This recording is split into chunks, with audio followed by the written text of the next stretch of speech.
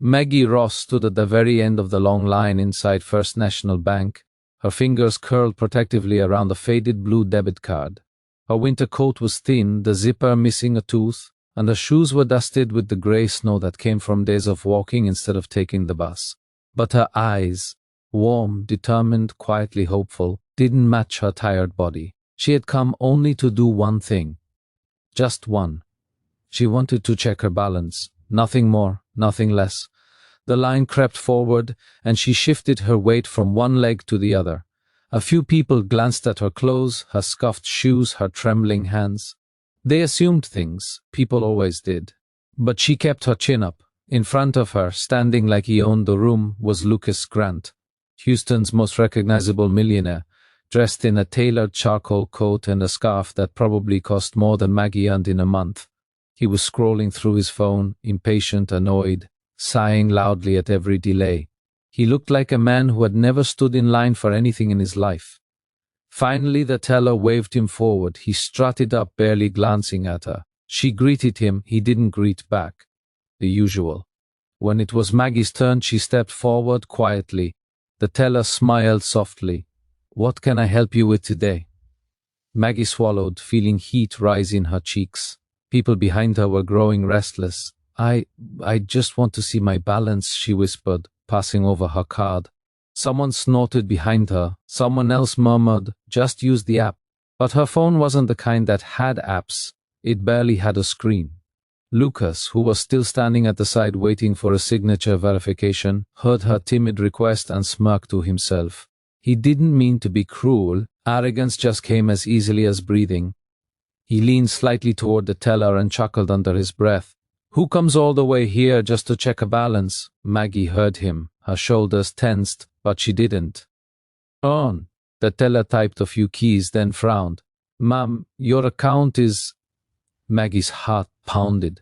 She already knew what it would say. She was praying it wasn't negative this time. "It's okay," she murmured. "Just tell me." Before the teller could speak, a sharp alarm sounded from the office behind the glass. A banker rushed out, holding a printed sheet.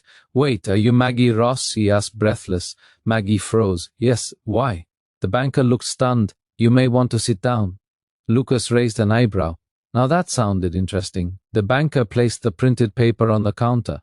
The teller's eyes widened. Maggie's knees began to tremble. The screen showed available balance, $2,487,910 for a full 3 seconds. No one breathed. Then Lucas let out a laugh. Sharp, disbelieving, almost choking. "This must be a mistake," he said, stepping closer with the confidence of a man who thought he understood the world. But the banker shook his head. "No mistake. The transfer was verified this morning." Maggie blinked hard. "Transfer? What transfer?" The banker swallowed, his voice softening. "From the estate of Michael Ross." The room spun. Her older brother, gone 6 weeks ago after a brutal accident, had left her everything he had saved over a lifetime. He never told her, he never bragged. He never acted like he owned a penny more than she did. He had been the protector, the giver, the quiet force who always told her, "When I'm gone, it'll be your turn to live, Mags." And now it made sense. She covered her mouth with both hands, tears spilling onto her cold cheeks. Lucas stared at her differently now. "You knew?" She shook her head, shaking so hard she nearly dropped her card. I thought I had $24, maybe 25. Her voice cracked. "I've been skipping meals for weeks." The banker leaned forward. "Miss Ross, your brother left a note in the file." He unfolded a small envelope. Maggie recognized the handwriting instantly. She read aloud, voice. "Trembling, Mags, you spent your whole life helping everyone else. You took care of me when no one did. Now it's your turn. Live. Love. Breathe again. Don't be afraid to start." Her tears hit the paper. Even Lucas felt something break open inside him. He cleared his throat, uncomfortable with the unfamiliar weight of emotion. He had seen wealth change people, but he had never seen it save someone. Finally he spoke softly, so softly it surprised even him.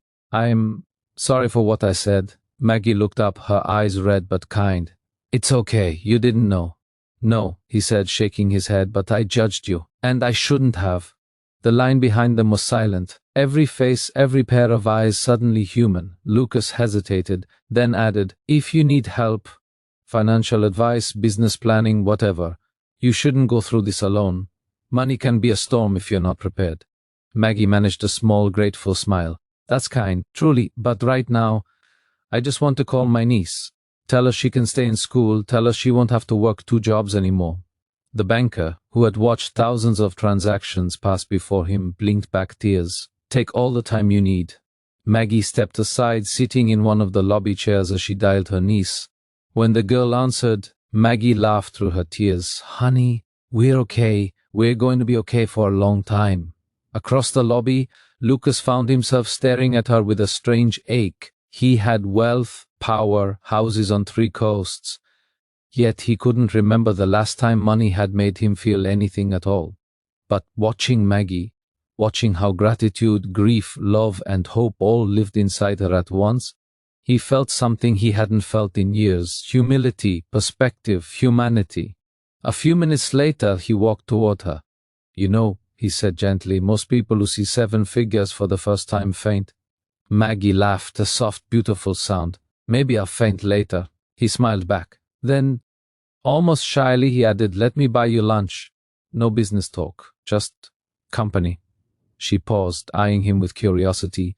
Not for the suit, not for the fame, but for the sincerity she hadn't expected from a man like him. "Okay," she said finally. "Lunch sounds nice." They walked out into the snow, 2 strangers whose lives had collided in the most unexpected way, one rediscovering what it meant to care, the other rediscovering what it meant to have a future.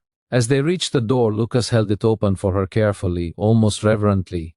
"You know," he said, "I thought today was just another ordinary day." Maggie looked at him with quiet wisdom. "No day is ordinary," she said softly. "Sometimes we just forget to see the miracles." And for the first time in a long time, Lucas believed it. Because kindness grows in the unlikeliest places. Because judgment melts when truth appears. Because hope, no matter how small, can change the entire world. And, in a simple bank lobby on a cold winter morning, 2 hearts awakened to all the ways life can surprise us, all starting with one humble sentence: "I just want to see my balance."